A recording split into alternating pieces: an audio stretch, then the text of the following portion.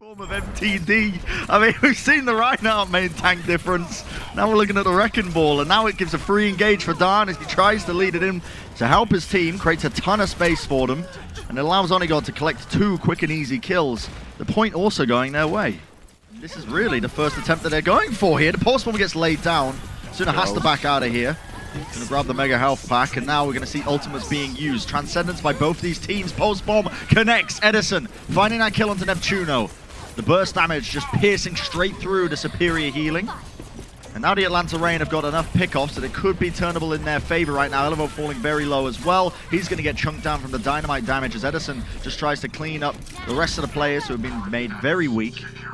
And it will be the team fight going their way. Still a little bit of a recontest now from Darn as he's going to roll through with the mines. But not really going to be able to do too much with it. Yeah, I'm interested in which is a theme so far here. We think of Atlanta as being a very fast-paced, aggressive team, but this comp so far playing extremely slowly. See, Kai has to send out Bomb in the back line. Sooner though, classic combo to grab with the Pulse Bomb. Removes 3. Kai trying to turn things around for his team, but it's a hard task, and he's going to get chased down by Sooner in the back line here. Might even be looking for an extra target. As Edison's huge advantage moving forwards. Now you can see the Gravitic Flux coming out. Neptuno tried to cancel it with the Shield Bash. Wasn't possible, but Suna even it out again. Look at this guy. He is absurd. It's not over just yet, though. The Atlanta Reign have got the bodies onto the point here. The Shield going to be blocking up a lot of these mines, but Darn is still healthy, and Hawk, the last man standing, he has to stay onto the point, but he's so weak, and it's not going to be enough. The power your opponents down from range and being able to set up very well, very nicely coordinated plays with the Tracer and the ball, this kind of thing.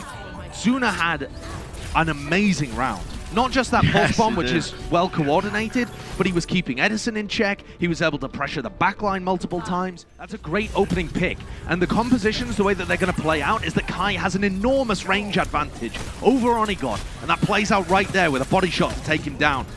And the rest of the Paris Eternals pieces, they're all just going to fall here, one by one. See, there are a couple of players left remaining, just trying to fall onto the point to stop it. So I understand the pick here from Elevo. Hawk, there's a nice little pick as well. And Kai at the moment is making all the difference on this Widowmaker, finding pick after pick. Yeah, really playing towards his strengths here. You can see them trying to brawl in the left or the right-hand approach. Oh, wow, the Pulse Bomb laid down by Edison, and the whip shot to push him back into his team, cleaving through them. Interesting. I don't know why the Transcendence was used, and Kai obviously didn't get taken out there. The Gravitic Flux to try and turn this fight. The Paris Eternal are committing everything into this. A lot of ultimates being used, and the longer it goes, the worse it's getting for them. 85% in counting. The Atlanta Reign, I think that might just be it, because they're going to start playing forwards now. If Darn is able to touch, maybe he can get the overtime going, but they're going to be man-marking him the entire time, stopping him from getting anywhere, Josh. This looks like it might just be over. Yeah, there it is. Atlanta respond immediately back. What a back and forth game so far. The first round was pretty comfortably in the Paris. Dealing damage, this poke overwhelming, see? You're looking for opportunities that Edison can follow up on. Really well played there by Atlanta Reign. And this is why at the top level these rush compositions can sometimes not work out. Just fantastic baiting and kiting from Atlanta. Pelicans died though in the middle of this. And Paris look like they still want to try and turn it around. It's going to be a hard task. Hawkins are going down here. Edison, though, it's his job being done. He's just trying to clean up a lot of these plays. The D-Mech onto Elevote is massive. It's going to get pressured pretty heavily now. The Amp Matrix has to be committed from the Paris Eternal. A lot of ultimates being used. Transcendence to keep the rest of Atlanta Reign healthy. And now the Disco Orb also being applied to the key targets. Iris is just doing his best to keep the rest of the Paris Eternal in check. Blizzard going to be laid out now across the battlefield as Hawk is going to get frozen.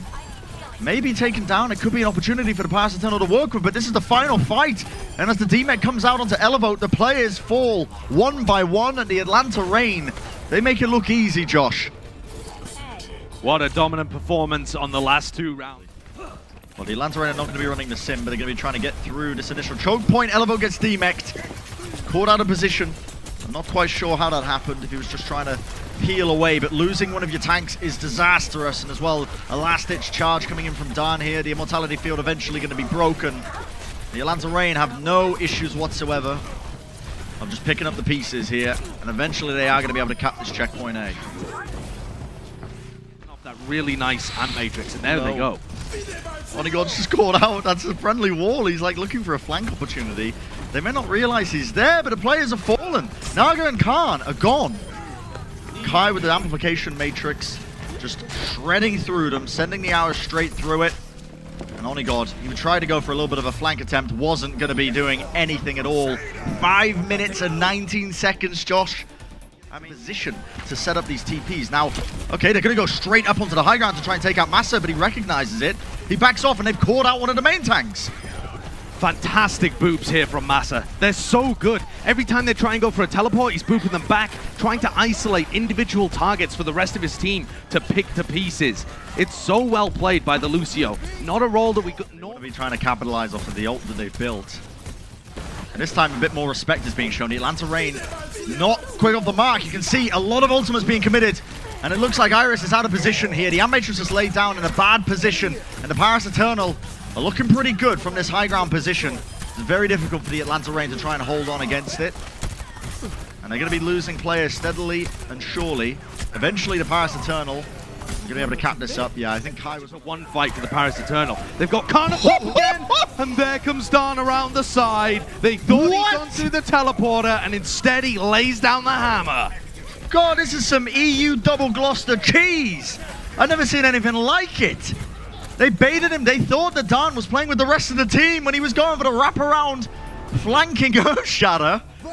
I mean, that's one of those plays that is probably to do that. Here's our IBM replay as well. Look at that. They expect everybody to be teleporting up to the left-hand side. It's a classic move for Paris. And instead, wow, comes around the back with the 4-man shatter. What a play. Poking. Okay, TPing straight to point. I wonder if everybody got through there. Yeah, so did I, but they just decided to full-on commit to it. They've got the turrets down as well. It's stopping them from pushing right through this main checkpoint. Very difficult to try and engage through here. Eventually going to push through, but the ice wall is up. And Ada caught out of position, but it's Dan who's the first one to fall. I believe the ice wall of Pelican may have cut off the line of sight of the Immortality Field. Prevented him from really... They allowed the Atlanta Reign, I think, to really cut off a lot here. And on the defense side, only one player remaining. Elevote might be able to get out. Yes, does indeed. Onigod not so lucky. So many teams just take their time with this one. Gator playing all the way up into their faces, lays down a shatter, but not getting too much work done. It doesn't matter though. The damage is already done as he's swinging into them, and the Blizzard will not be enough to try and take down these members. It freezes them up, but not for much longer. And this stagger, the final few seconds onto Elevote, they recognize, well, you got 9 seconds left. You might be able to touch with one person, but you're not going to be taking a 6v6 fight. And there it is. At the end of the day, though, Brent, 53.7%. Elevote's already scouted the fact that Kai is playing the Hangzhou, and Elevote's trying to shut him down, but they're freezing up Elevote and demeching him immediately. Such a great play there from Pelican to make sure that Elevote can't shut down their star hit scan player, who is currently on the Hangzhou. And Kai is now free to just roam around the battlefield, picking off Dan and ruining the Paris Eternal. Almost exactly how it happened last time. We saw Elevote going down first in the fight. Unfortunate for them, but the Atlanta Reign going to cap advantage when it comes to the sound barrier if they can stay alive. You see the Earthshatter being committed now by Dan. It didn't quite find anything. The counterplay by Gator as he tries to make it work, but the counter charge by Dan takes him out. Immortality Field again being dropped. Neptuna now going to be using his sound barrier to keep them into this fight. Massa stunned up onto the side, eventually removed. And the Atlanta Reign forced to back off and rethink how they're going to be taking this fight. The ult's being used. Amplification Matrix as well. Self-destruct gets sent in and actually catches Dan out of position as I believe he was frozen up. Yeah, the Blizzard from Pelican catching a bunch of these players. And that's the opening they were looking for.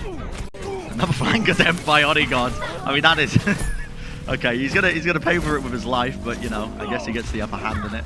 Maybe he's gonna start swinging into them. Definitely has the heals. There's the main wall. Now the engagement. Dan dropping down. The Earthshatter connects. The shield was not being held. The charge comboing into the Deadeye. And that's going to stop them right in their tracks here. The Paris Eternal now stopping the card here is a massive, massive bonus for them. It gives them the choke point to now play around. And Naga's wall there was... Again, Naga's wall is so good at separating them.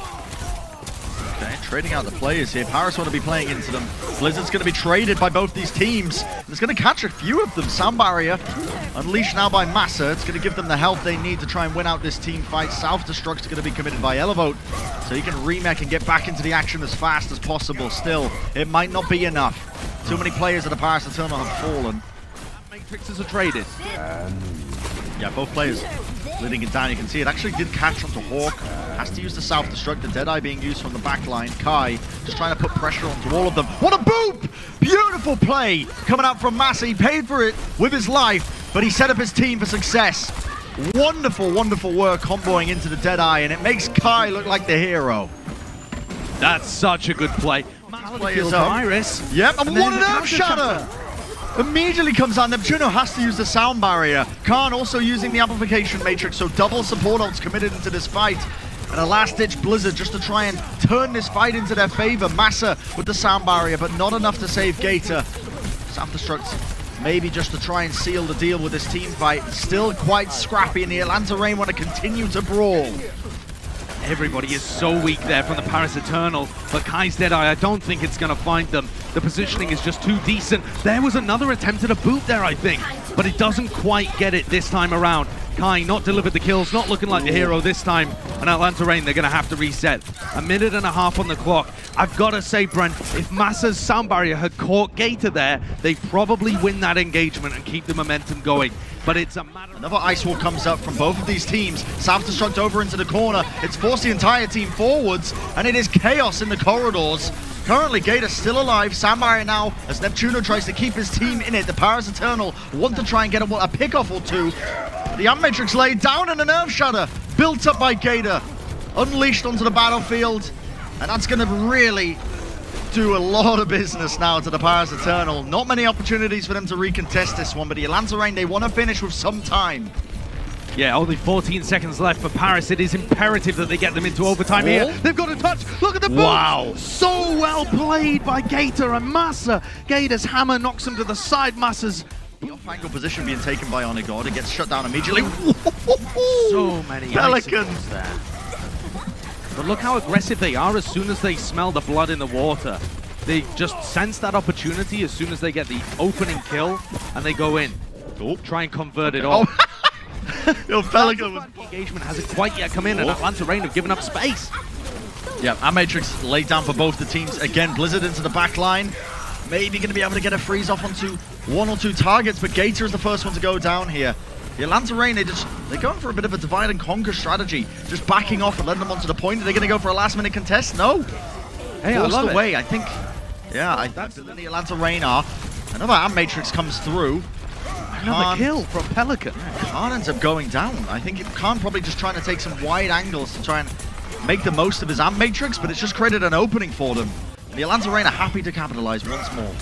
I mean, not just happy to capitalize, happy to spawn camp. Look at this. This is classic Atlanta play. They are going to be chasing players all the way back in. And look, take a look at the time. Make a note of this. 3 minutes and 30 seconds. Deadeye is going to be used by Onigod, but he has to cancel it. An aggressive Blizzard to counteract that play. Immortality Field comes through, and he Shatter as well. There was no shield to hold up. Frozen in place, and Gator makes the most of it. Again, the spawn camp continues. No players falling. Dana's still being healed up. The Amp-Matrix laid down. It is complete and utter pandemonium. For the Atlanta Reign, it feels like they are in control of the situation. They are thriving, Josh, in the chaos. No one can finish off this Reinhardt. Someone's got to kill Gator. He takes the sound barrier, and Atlanta continue. Dana eventually puts him down. As you can see, the charge came out. The Immortality Field, the Amp-Matrix once again going to be falling here. The Atlanta Reign is still holding strong. Self-destruct to try and push them away, peel them away. And eventually, it feels like they might be getting an edge into this fight, but the Atlanta Reign are making them fight for a tooth and nail. It's disgusting, Brent. I swear this is against the Geneva Convention to have this kind of... God, doesn't quite get him. Ultimates now by the Paris Eternals. The Amp-Matrix is laid down. They're finding opportunities off the back of it. It corrals the positioning of the Atlanta Reign. They can't play within line of sight of it. You can see just fighting over the card here is Gator alone. A bit of an inopportune, I think, time to take these team fights. Have opportunities to recontest this, Josh. Yeah, the problem is half of their team stayed alive in that engagement and have now been squashed up top, literally in the case of Pelican. Atlanta are going to die on the payload here and try and contest for as long as they can. But it seems like a bit of an inevitability that they're going to translate this. It certainly does. 25 seconds left. And honestly, this is one of the dangers of the spawn cap in a weird kind of way. But this is a great example to really point it out, is that, yeah, you can spawn camp, but Eternal could take some prolonged team fights. And now look at it. 1 minute 20 on the clock, and the fight continues now into the final section of Eichenwalde. Paris Eternal looking to try and contest, but they lose Naga early. Naga was hiding around the corner trying to get a cheeky little blizzard off, and Atlanta read it. Hawk spotted them, and they were able to isolate that kill. There's Dan with a bit of an Earth Shatter trying to trade the Reinhardts out, and Paris, they're determined to make this momentum work for them. This is so scrappy. A minute on the clock here for the Paris Eternal. The Paris Eternal need to win right now to finish with some time. Naga's Blizzard has got to be the game changer here. There's a wall that isolates Gator, throws the Blizzard in as well. That's going to be the main great tank. immortality. Frozen up. Immortality Gator keeps him falling so alive. low. Deadeye from the high ground here. Onigod's looking for opportunities, but not finding them. Self-destruct as well, pushing the positioning away, buying off this precious time. The Paris Eternal desperate to take it, but Dan falls, Josh. I don't know whether this is doable anymore for the Paris Eternal. 10 seconds left. Neptuno's the only player in a position to touch. Look at him up there. They found him already, isolated him, and even this scrappy attempt at a recontest is not going to work. There goes the Paris Eternal. 1-2 record for them. And the Atlanta Reign put their first win on the board.